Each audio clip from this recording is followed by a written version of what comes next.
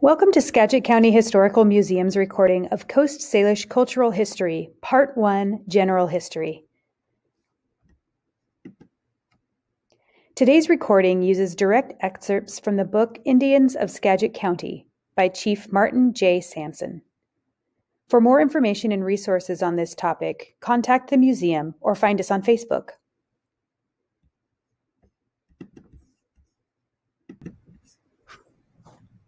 Part 1, General History.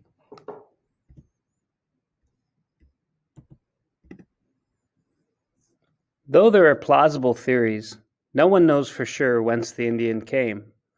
But the mythology and legends, which have been told by father to son through many generations, claim that the Indian and all living things, animals, birds, trees, etc., stemmed from the same source, and at one time had a common language and aided one another in their struggle for a primitive existence.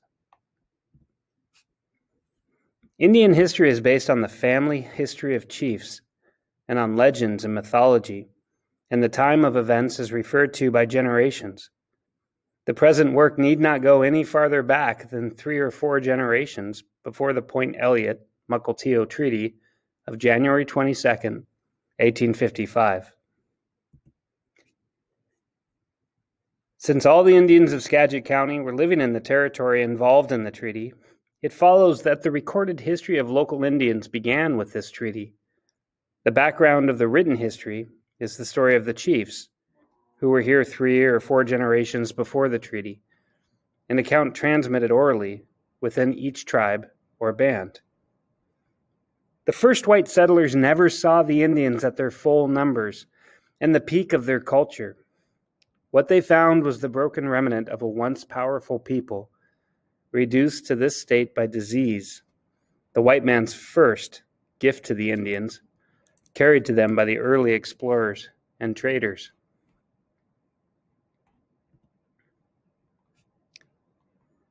Noted early day observers have left recorded comments on the great pestilence which started along the Columbia River in 1830. Reverend Parker and Dr. McLaughlin agree quite closely in their estimates that between the years 1830 and 1835, 7/8 to 9/10 of all the Indians living along the thickly populated Columbia River between the Cowlitz River and the Dalles perished from some killing disease, variously described as fever and intermittent fever. The appalling death toll reached almost 100% in some villages, leaving not enough people to bury the dead. Journals of furmen note that many deserted villages along the Columbia and the demoralized condition of the few dazed survivors. Similar conditions existed in Skagit County. Though the story was not recorded on paper, it was handed down by word of mouth and gives a picture of the catastrophe that befell the Indians about 1830 to 1835, before the first white settlers came. What the pioneers met was a people trying to recover from a devastating blow. There were 11 tribes and bands who had their main homes on what is now Skagit County. The Skagit tribe of Whidbey also had a fishing village situated about 1 mile above the North Fork of the Skagit River, their only holding in Skagit County. The domains of these 11 tribes extended into the surrounding counties of Island, Snohomish, Whatcom, and San Juan.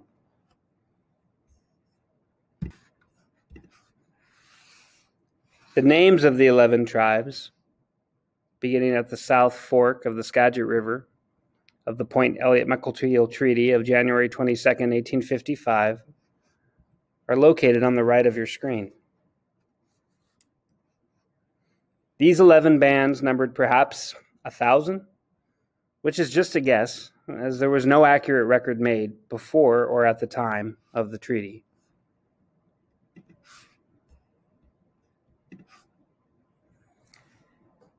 The Native Americans lived in villages for mutual security. Along the saltwater areas, the people dwelt where there was fresh water, building their permanent homes near the larger creeks. The houses had the general outlines of our modern ones, with straight walls and gable roofs. Posts and cross timbers were of logs. Plates, rafters, and sills were of cedar poles. The roofs and walls were made of split cedar planks, as were the benches around the inside walls of the house. Benches served a double purpose, that of both beds and seats. In these all-cedar houses, open fireplaces were placed in the middle with openings in the roof for the smoke to escape. Many of these dwellings were built large enough to accommodate several families. In fact, remains of a few of these houses have been found that measured 1,000 feet in length. Temporary houses on food-gathering expeditions away from the villages were constructed of poles covered with cattail mats. The primitive tools used were skillfully fashioned from material at hand, including stone, horn, and hard wood. Bows were made of hardwood and arrows of cedar or other straight wood tipped with bone or stone heads. Native spears were straight cedar shafts tipped with hard wood. Shredded cedar bark, along with the skins and furs of animals, played an important part in the fabrication of clothing. Mountain goat wool collected from hillside bushes in the spring and summer when the animals were shedding or sheared from animals killed in the hunt was used for clothing or for blankets, since the Northwest Indians were just one of a few, if not the only, native people who understood the art of weaving before the white man came. One unusual source of wool was a special breed of dog, unknown elsewhere, raised for their fleece. Fiber nets and spears were used to catch fish, and clever traps were employed along riverbanks and across creeks for the same purpose. Fish, especially salmon, was the mainstay of life and was dried and smoked in huge quantities and stored for the lean times. Without this important food asset, there would have been hunger at times when hunting conditions were not good. As a rule, the Indians of Skagit County, in common with other Puget Sound people, were the most fortunate natives in the United States regarding food sources. The forest teemed with game, deer, bear, elk, grouse, and goats in the high mountains. Berries of many kinds grew in profusion, were dried and stored for winter use. Roots of the camas, fern, cattail, skunk cabbage, and other plants were dug and eaten fresh, or dried and stored for future consumption. Certain of these roots were ground and used as flour, coarse, but the only flour the Native American had. Along the waterfronts were millions of ducks and an endless supply of delicious clams, native oysters, crabs, and various kinds of fish in untold numbers, of which salmon was king. Fish oil, rendered and stored in large quantities, was also an important item in the Indian's larder, serving many purposes. It was his butter, dressing for his salads, or for dried berries and dried fish, skin conditioner, and also a valuable article in trade, owing to its many uses. Another prized commodity was grease, derived from bear fat. Outside of sickness or unusually inclement weather, there was little excuse for Puget Sound Native Americans to go hungry.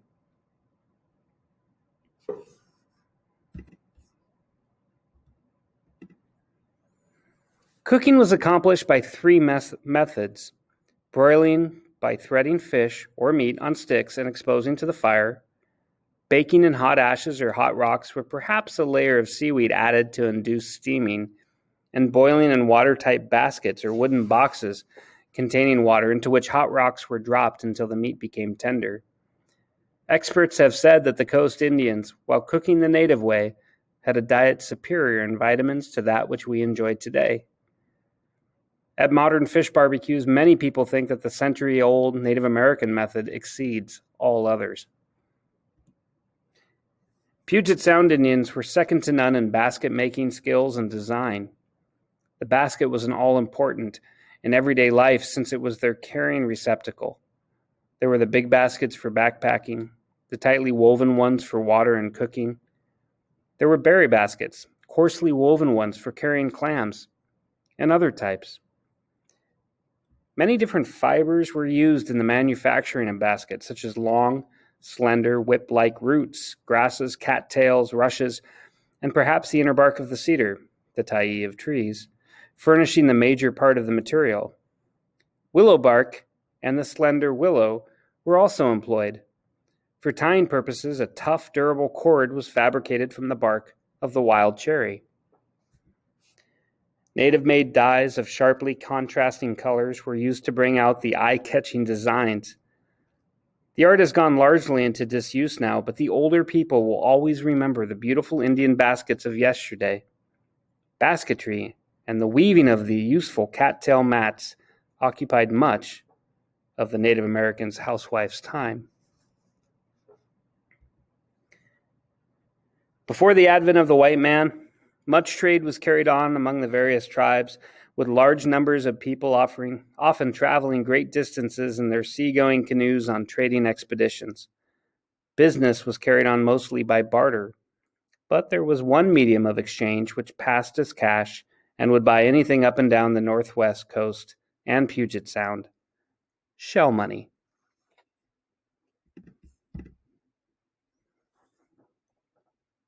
Through all Indian belief ran a strong thread of conservation.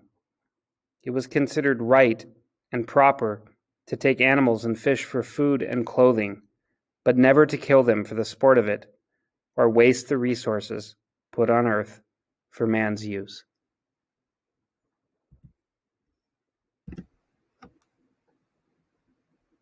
Thank you for viewing part 1 of this series. Please stay tuned for future videos on this topic. Visit us online to check out our school tours, Pioneer Days, History Trunks, and Lending Library. Thank you.